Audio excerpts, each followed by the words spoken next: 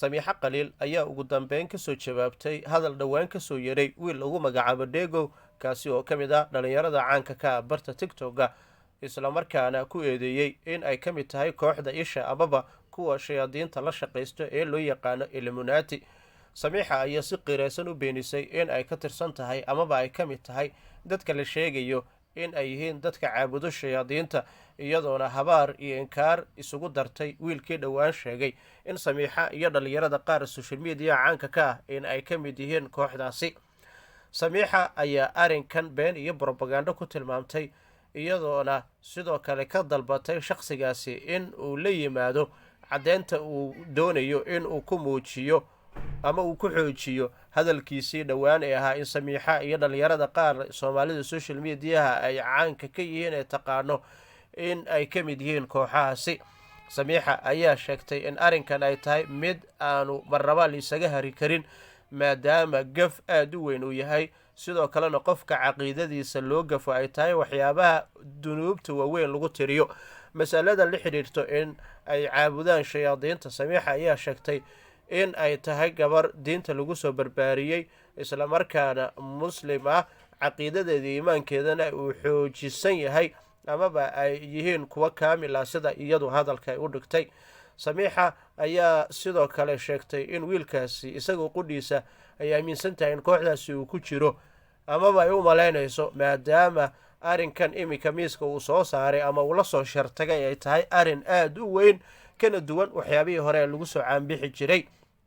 samiixa ayaa sheegaysaa in haddii ay noqoto in wiilkaasi bartaasi TikTok-ga caanka ka ah ujeedka ama yoolkiisa ama hamigiisa ugu weyn ay tahay inuu caan noqdo ama sidii ay dad badan ku aqoonsan lahaayeen, intaasi ay tahay wadiiqo aada u qaldan oo u maray caannimadiisa, iyadoo ay jiraan wadooyin badan oo qofka uu caan ku noqon karo ama isku soo shacsaari karo.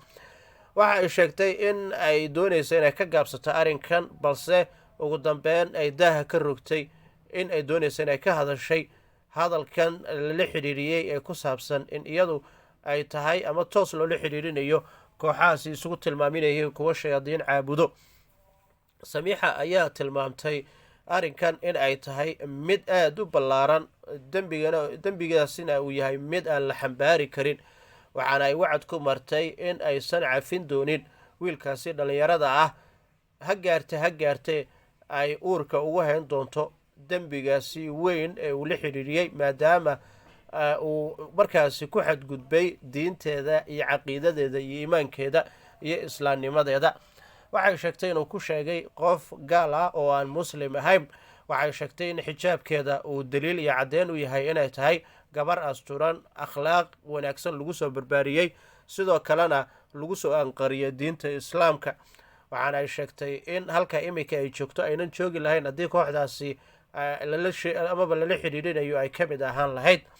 samiixa oo u muuqatay mid aada u qiiraysan kana soo horjeedo hadalladaasi ayaa dhanka kale waxa ay tilmaamtay in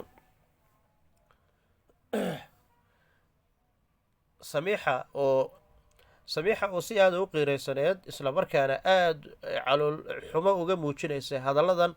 dadka baraha bulshada waayadan dambe isticmaalo iyo wadiiqada qaldan ee qaarkood ay kusii socdaan. waxaana ay sheegtay in wixii horeba laga soo gudbay iminka qofka diintiisa islaamnimadiisa loo gafayo, heerkaasina maanta social mediaha uu gaaray.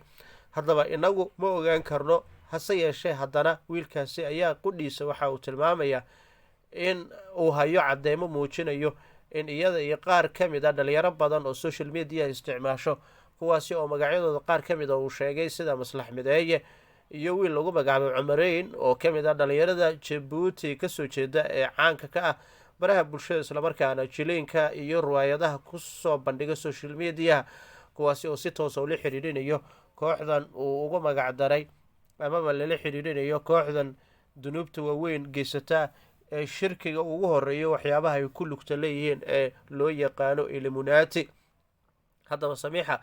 ayaa waxa ay leedahay run ahaantii shaqsigaasi waa mid aada khaladaad ugu waangeystay, waxaana ay leedahay wax weliba oo qofkaasi uu mari lahaa uu sheegi lahaa waa uu sheegay, balse iyadu ay ka go-an tahay in aysan cafin. waxa ay sheegtay in ay ka mid tahay muslimiinta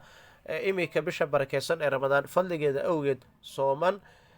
islamarkaana aynu doonayna in waxyaabo badan ay ka hadasho ama ku fogaato wiilkaasi, carana ay qaado.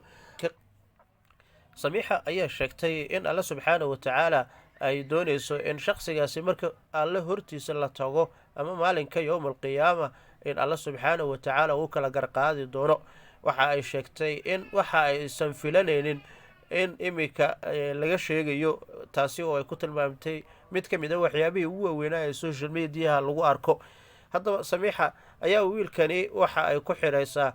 shuruudo ah in uu la yimaado caddeyntaasi oo uu soo gudbiyo sida ugu dhaqsiyaha badan, maadaama isagoo uu sheegay inuu doonayo in cadeymo badan uu soo bandhigo. haddaba wiilkani social mediaha barta tiktok caanka ka ah ee lagu magacaabo Degow ayaa ka mid ah dhalinyarada baraarujinta baraha bulshada caanka ku ah muddooyinka ugu dambeeyay. hase yeeshee maalin qura ayuu waxa uu kasoo yeray hadalkan ah in samiixa iyo dhalinyaro badan oo social media isticmaasho in uu ku marag furi karayo inay yihiin kooxda isha amaba dadka aadka oo la shaqaysto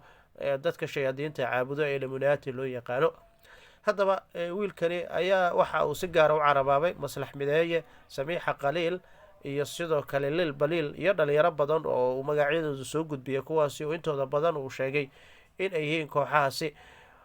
haddaba waxyaabaha uu ka dhawaajiyay waxaa ka mid ah in samiixa maadooyinka maalmihii ugu dambeeyey ay ku howlaneed howlaha tabarucaanta amaba tabarucaadda ee u gargaaridda dadka tabaalaysan, taasi oo ah wax ugub ku ah dadka baraha bulshada adeegsado. inkastoo ay jiraan dad badan oo baraha bulshada isticmaalaya oo howshaasi ku jira, laakiin